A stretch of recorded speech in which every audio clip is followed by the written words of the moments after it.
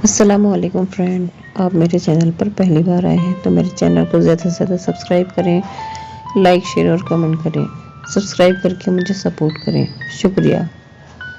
सुंदर वन के जंगल में सभी जानवर मिलजुल कर रहते थे। उनका राजा था शेर, जिसका नाम था मंगल। सभी जानवर शेर मंगल का बहुत आदर करते थे। मंगल किसी को नुकसान नहीं पहुंचाता था। वह शिकार के लिए भी दूर दूसरे जंगल में जाता था। एक रात को मंगल अपनी गुफा के बाहर सो रहा था। जंगल के सभी व्यापारी सो रहे थे। तभी मंगल को खाने की खुशबू आई। उसे भूख लगने लगी। उसने देखा कि उसकी गुफा से कुछ दूर मांस का बड़ा सा टुकड़ा रखा है, जो कि ताज़ा था। मंगल उस टुकड़े को उठाने के लिए तेजी से वहां गया।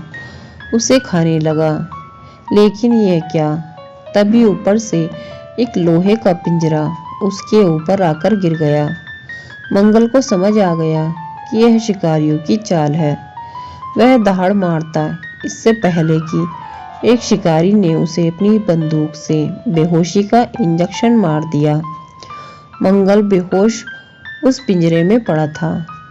तभी शिकारी ने उसे अपने बड़े से ट्रक में डाला और वहां से चल दिए। इन शिकारियों ने मंगल को एक सर्कस में भेज दिया। मंगल को जब होश आया तो वह शेरों के पिंजरे में था, जहां और भी शेर थे। मंगल ने कहा, भाई तुम कब से यहाँ कैद हो? एक शेर बोला, भाई मुझे तो कई साल हो गए हैं। अब तो इनके इशारों पर करतब दिखाने पड़ते हैं, नहीं तो हमें खाना नहीं मिलता। अगले दिन से मंगल को ट्रेनिंग देने के लिए एक रिंग मास्टर आया। उसके इशारों को मंगल ने मानने से इनकार कर दिया और दहाड़ कर उसे भगा दिया। इससे नाराज होकर सर्कस के मालिक ने उसका खाना पानी बंद कर दिया। मंगल भूखा पिंजरे में पड़ा बड़ा कमजोर हो रहा था। अब उसकी आंखें बंद होने लगी थी। इधर जंगल में जब पता लगा कि उनके राजा शेर मंगल का अपहरण हो गया है, तो सभी जानवर परेशान हो गए। भोलू हाथी ने सबको इकट्ठा किया और कहा, हमें अपने राजा को छुड़ाकर लाना होगा, उन्हें ढूंढना होगा। उसकी बात सुनकर सभी जानवरों ने हाँ में हाँ सर हिलाकर सहमति जताई। तभी जंगल की ताई मीना लोमड़ी ने कहा, यह बात तो ठीक है, लेकिन पहले पता तो लगे वे कहाँ हैं और किस हाल में हैं। उन शिकारियों ने उनका शिकार कर लिया या उन्हें बेच दिया?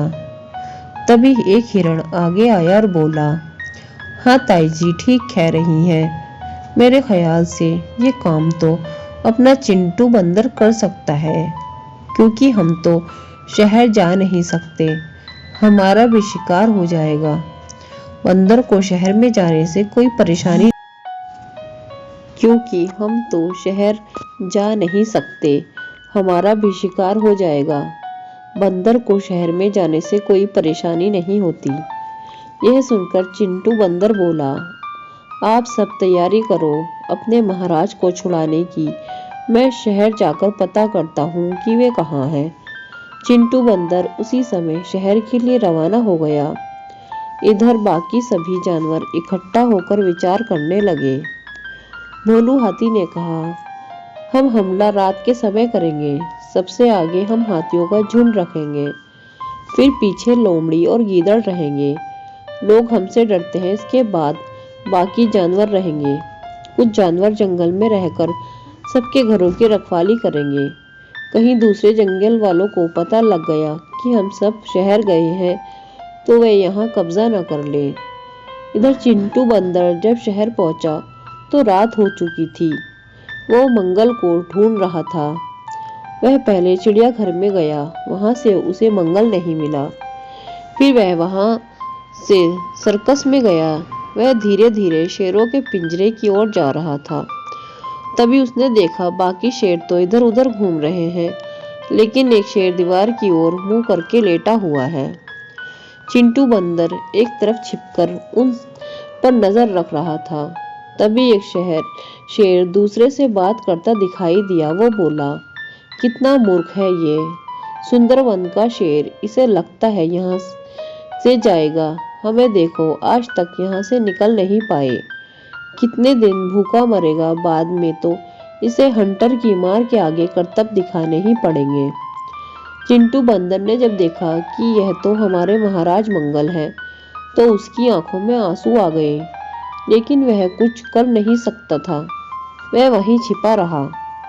कुछ देर बाद सभी शेर सोने चले गए। तब वह चुपचाप मंगल के पास गया और बोला, महाराज, मैं हूँ चिंटू बंदर, सुंदरवन से आया हूँ। उसकी आवाज़ सुनकर मंगल ने आंखें खोलकर देखा। चिंटू भाई, ये मुझे धोखे से बेहोश करके पकड़ लाए, मेरी मदद करो। चिंटू बंदर बोला, महाराज चिंता मत कीजिए, सभी जानवरों ने आपको छुड़ाने का उपाय सोच लिया है। मैं तो बस आपका पता लगाने आया था कि आप कहाँ हो। कल रात को हम यहाँ हमला कर देंगे और आपको छुड़ाकर ले जाएंगे। रात में चिंटू बंदर जंगल वापस लौट गया। उसने जंगल में जाकर सारी बात बता दी। उसकी बात सुनकर जंगल के सभी जानवर बहुत गुस्सा हो गए। तभी भोला हाथी बोला, भाइयों, ये समय गुस्से का नहीं, हमें होशियारी से काम लेना होगा। चुपचाप रात को हमला करेंगे। कल रात होते ही सब यहाँ इकट्ठा हो जाना और जैसे मैं बताया है वैसे ही करना। चिंटू बंदर हमारे आगे आगे पेड़ों पर चलेगा, जिससे किसी भी खतरे को दूर से देख सके। अगले दिन रात को सभी जानवर इकट्ठा होकर शहर की ओर रवाना हुए। शहर पहुंचकर जब वे सर्कस के सामने पहुंचे, तो वहां के चौकीदार ने शोर मचाने के लिए जैसे ही सीटी निकाली, चिंटू बंदर ने उसे झपट लिया और फिर एक गीदड़ ने उस पर हमला कर दिया और उसे बेहोश करके वे आगे बढ़े। शेरों के पिंजरे में पहुंचे तो सभी शेर इतने जानवरों को देखकर आश्चर्यचकित रह गए। भोलू हाथी ने अपनी सूंड से पिंजरे का गेट तोड़ दिया। सभी शेर बाहर आ गए। उनमें से एक बोला, मंगल भाई, हमें भी अपने साथ ले चलो, हमारा भी कोई ठिकाना नहीं है।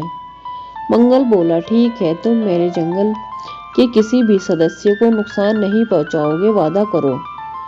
सभी शेरों ने वादा किया। सर्कस में इतने शोर से सर्कस के मालिक और सभी काम करने वाले जाग गए।